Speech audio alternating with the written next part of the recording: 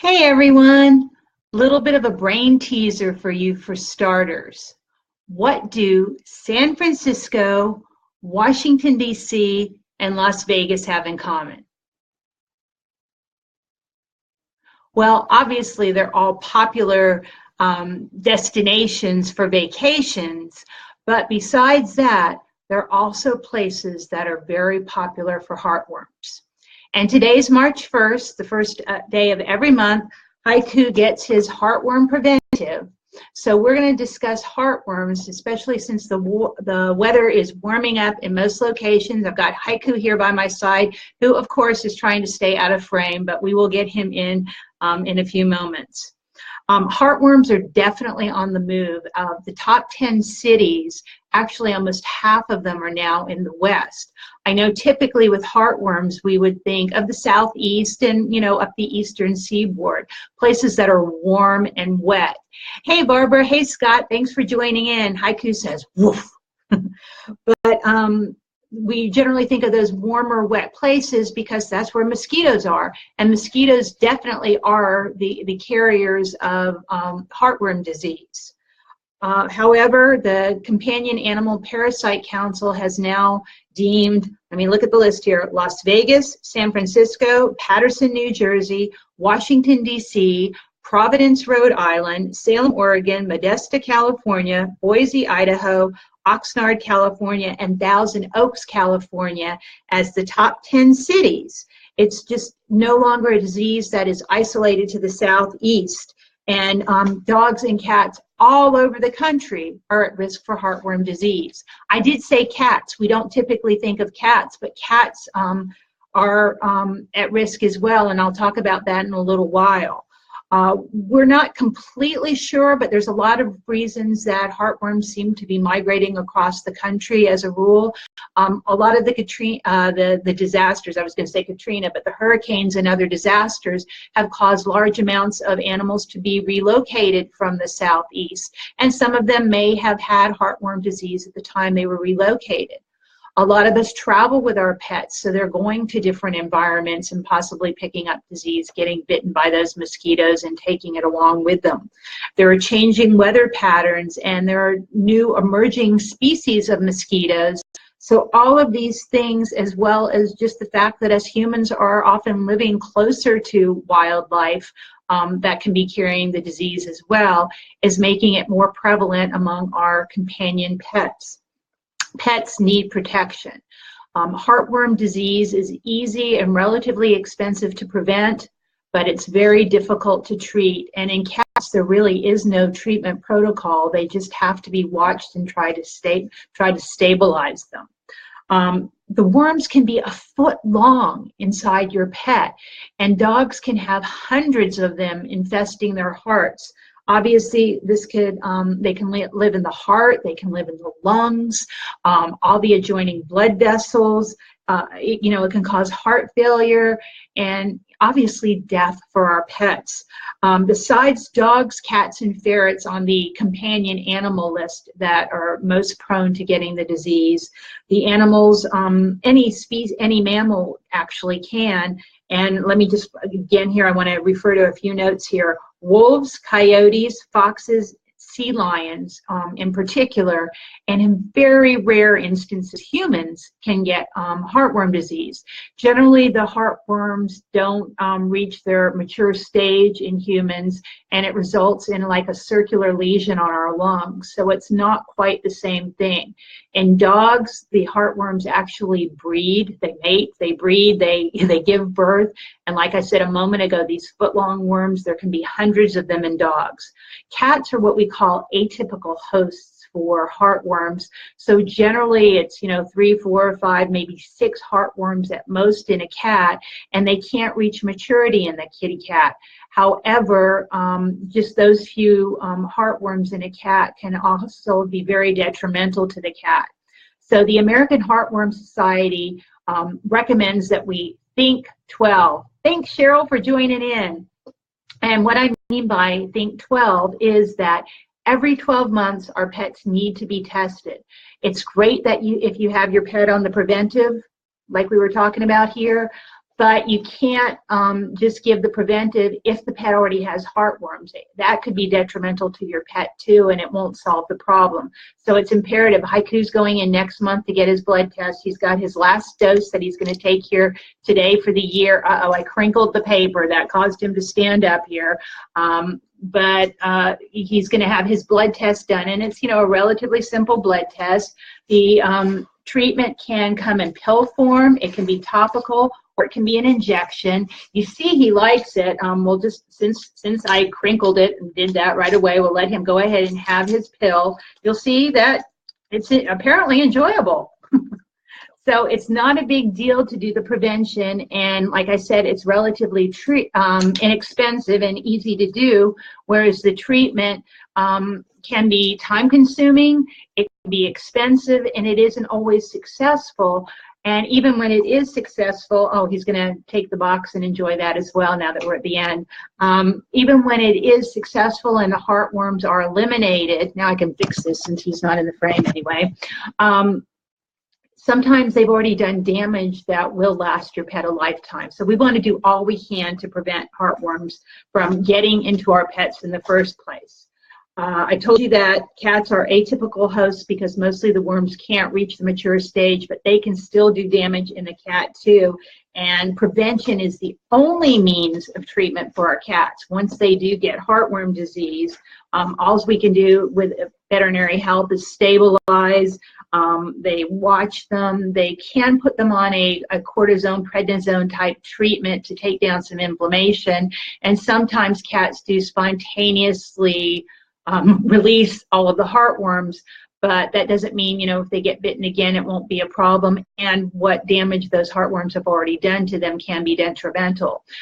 Only 5% of cats are actually on a preventive because most of us just think it's not a cat's disease. And 1 out of 4 cats that do get heartworms are actually indoor cats. So, you know, rethink this with your feline friends, but just, you know, don't miss out on it.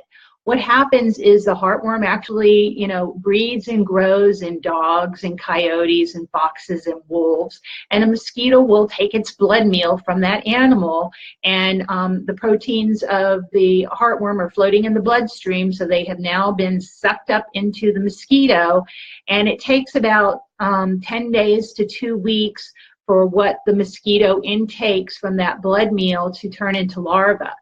And then once that has happened, the next bite he gives, that larva will be injected into that animal. Now, if you have a dog with heartworms, he gets bitten by a mosquito, and then the mosquito goes right to the other dog in the house and bites him. They can't transfer heartworms that way, simply because it does take that 7, 10, 14-day incubation period for what the mosquito extracts from an animal till they actually turn into larvae. But it's just so important that we think about this. And this has become much more on my radar since I've moved to the Southeast, but I'm now learning it's really becoming a problem on the other coast where I already was, and we just weren't realizing it as much because the climate is drier and we aren't seeing mosquitoes as often.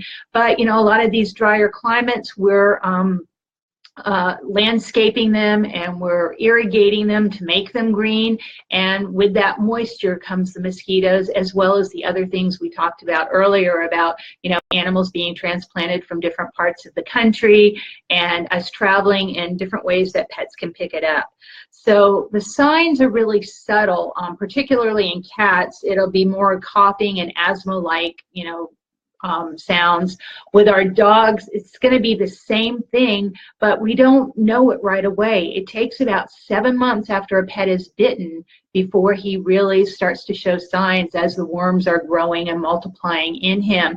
And dogs, besides the typical things you might think of, thinking of having a mass of worms in their heart and lungs, you know, would obviously cause breathing and heart problems, but very often one of the first signs we'll see is a dog looks woozy or absolutely will pass out.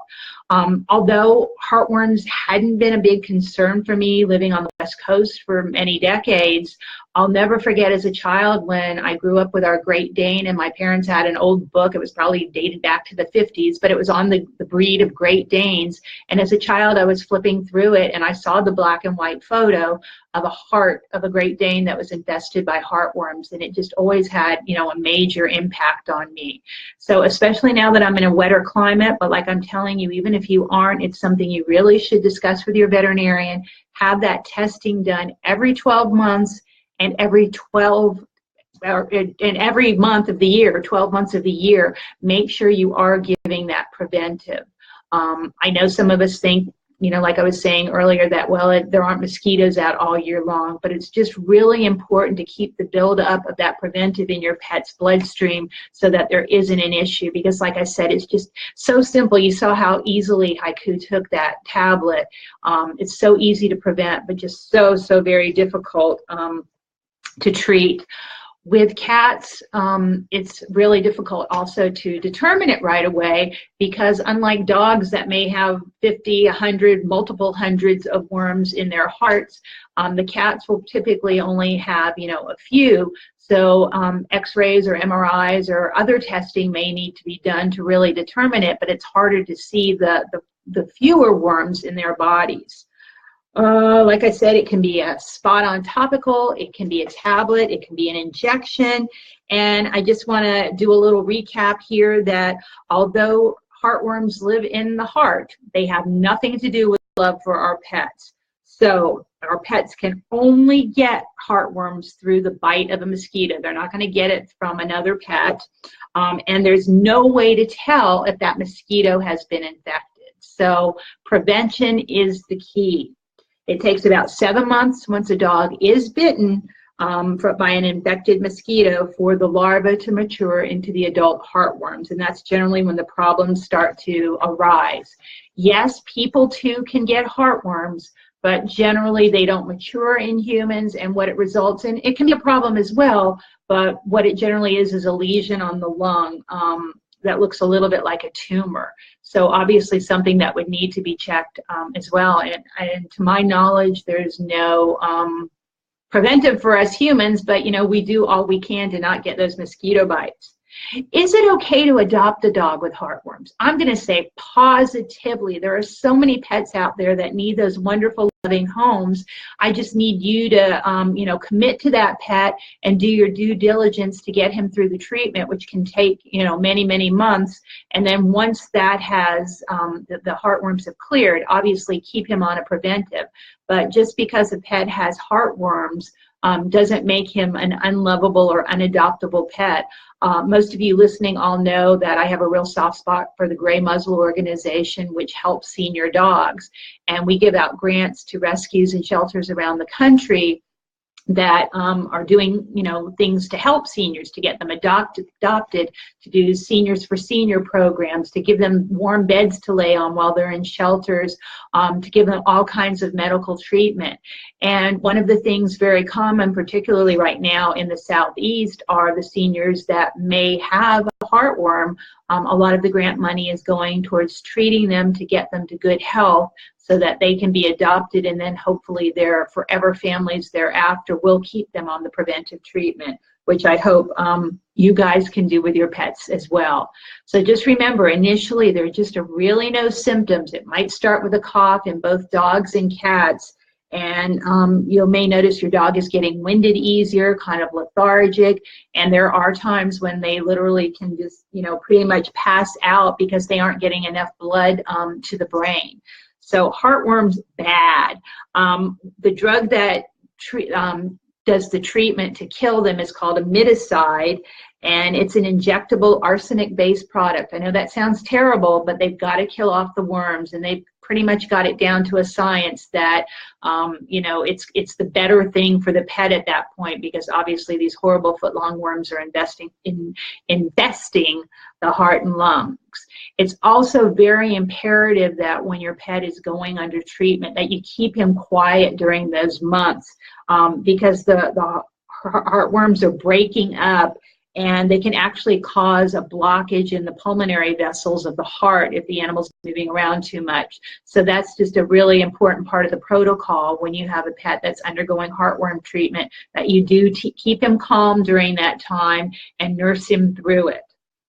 Ivermectin is basically what you get when you are giving the preventive, and it often will treat, this one's actually called Tri-Heart, so it also treats for, I think, roundworms and a few other parasites that your pets could pick up along the way, so that's a good thing as well. None of us want worms in our pets of any kind, but obviously the heartworm one is the big deal we're talking about. And I just wanted to get this clear for you. So it's important to use it year-round, because if you miss a month, your dog will still probably be protected if during that 1 month he's bitten by a mosquito. But if you miss more than that 1 month or 2 months, that protection isn't sustaining. And if that random mosquito just happens to be in your neck of the woods, it will be bad news for your pet. And yes, it says the preventives today also include an intestinal parasite control for roundworms, whipworms, and tapeworms. So it helps on many accounts. So do think 12. Get your pet tested every 12 months and make sure you're giving that preventive 12 months of the year. Your dog or cat will not outgrow heartworms. It's only going to get worse and worse with time, and what a painful, terrible way for your pet to suffer. Also, do know if your pet has been through having heartworms and you've treated him to good health, it can happen again. So, prevention is the key, like in so many things I talk about in pet safety and health.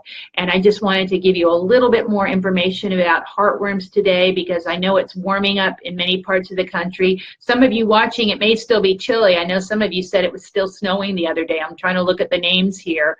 But hopefully that just gives you a little bit more impetus to share with your friends and neighbors as well that are pet guardians or parents how important it is. Heartworms are definitely on the move west, but they haven't left the southeast and the eastern seaboard. So no matter what part of the country you live in, protect your pet. I hope you guys have an awesome possum weekend. Join me on Monday at 11 a.m. Eastern, and we are going to kick off Professional Pet Sitters Week. You know, the Pet Safety Crusader here is a huge fan of professional pet sitters, so I'm going to clarify what I mean by that and take my hat off, wag my tail, wiggle my ears, or whatever it is to give them 4 paws up. Take good care and give some belly rubs and ear scratches from me today. Bye-bye.